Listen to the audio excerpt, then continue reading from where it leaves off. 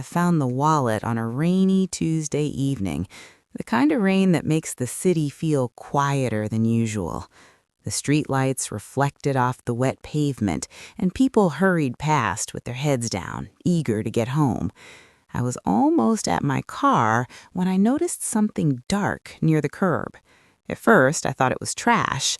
Then I saw the leather fold and realized it was a wallet. I picked it up, expecting it to be empty. It wasn't. It was heavy, worn, and clearly used every day. Inside were credit cards, a driver's license, old receipts, and a small folded photo tucked into a side pocket. The name on the license was Sarah Mitchell. The address was only a few miles away. There was a decent amount of cash, too, enough that most people would at least hesitate. I didn't hesitate, but I did pause, standing there in the rain, feeling like this tiny moment mattered more than it should. I slipped the wallet into my jacket and drove home. All the way there, my mind kept wandering. Who was Sarah? How had she lost it? Was she panicking right now, canceling cards, replaying her steps over and over? When I got inside, I dried off and sat at the table, opening the wallet again. That's when I noticed the photo more clearly. It showed a young boy, maybe 8 or 9, smiling wide, his arm wrapped around the same woman from the ID. Written on the back were the words, "No matter what, we'll be okay." Something about that sentence stayed with me. I decided not to mail the wallet. I wanted to return it in person. I typed the address into my phone. It was about 15 minutes away in a quieter neighborhood. By the time I left, the rain had slowed to a drizzle. The sky was dark, but the clouds were lifting. When I pulled up to the address, I saw a small house with a porch light on. The place looked modest, but cared for. I walked up and rang the doorbell. For a few seconds, nothing happened. Then I heard footsteps, quick and nervous. The door opened just a crack, and a woman looked out. Her eyes were red, like she'd been crying. "Yes?" she asked carefully. I held up the wallet. "Hi, I think this is yours." Her hand flew to her mouth. She opened the door wider, and for a moment she just stared like she couldn't believe it was real. Then she nodded quickly. "Yes, that's mine. I lost it earlier today. I thought it was gone forever." She took the wallet with both hands, checking inside, her shoulders dropping as she realized everything was still there. The cash, the cards, the photo. She looked up at me, eyes filling again, but this time with relief. "Thank you," she said. "You have no idea what this means." I smiled and told her it was no problem, that anyone would have done the same. She shook her head. "No," she said softly, "not everyone."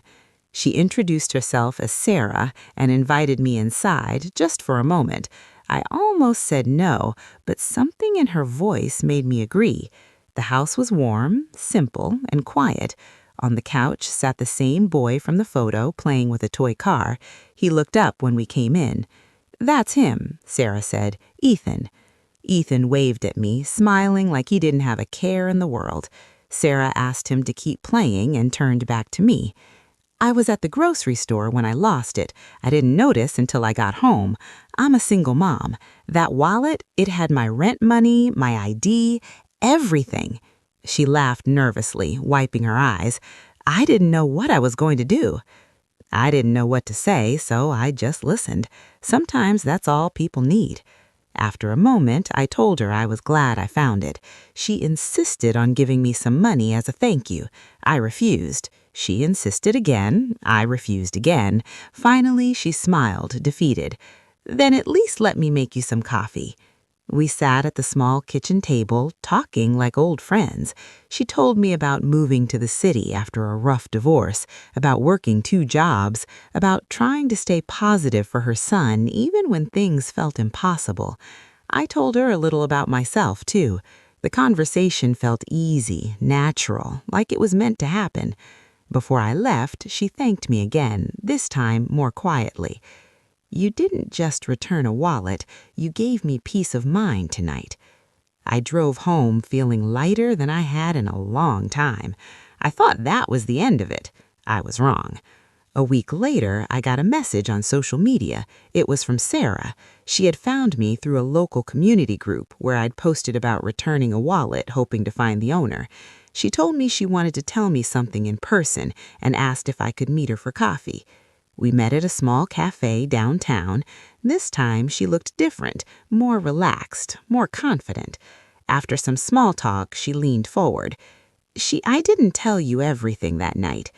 When you showed up, it wasn't just a bad day. It was the worst week of my life. I'd just been laid off. I was already behind on bills. Losing that wallet felt like the final sign that everything was falling apart. She paused. But you returning it changed something. It reminded me that not everything is broken, that people can still be kind for no reason. She told me that the next day she applied for a job she thought she had no chance of getting. She got it. Better hours, better pay. She smiled when she said it, like she was still surprised. I don't believe in coincidences the way I used to. I think some moments are meant to wake us up. We kept meeting after that, not because of the wallet, but because we genuinely enjoyed talking to each other. Coffee turned into walks. Walks turned into dinners. Ethan came along sometimes too, and soon he was greeting me like an old friend. Months passed, and one evening Sarah handed me the same photo from her wallet. On the back, she'd added a new line under the old one. No matter what, we'll be okay, and sometimes strangers help us remember that. I still think about that rainy Tuesday, how close I was to walking past that wallet, how small the decision felt at the time, and how big it became. Sometimes incredible things don't start with grand plans or dramatic moments. Sometimes they start with noticing what others overlook and choosing to do the right thing when no one is watching.